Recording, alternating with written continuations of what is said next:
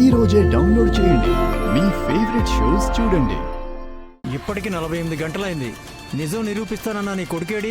ఇంకా చూస్తారేంటి పెద్ద మనుషులు? ఈ తల్లి కూతుళ్ళని లాక్కెళ్ళి పొలిమేర అవతల తోసేయండి. ఆగండి.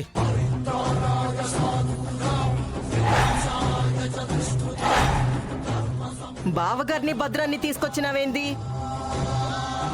వీళ్ళే అసలైన హంతకులు కాబట్టి.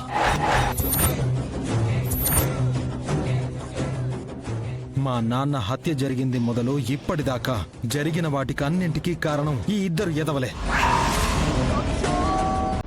సాక్ష్యాన్ని అందరికీ చూపించు. చూడతా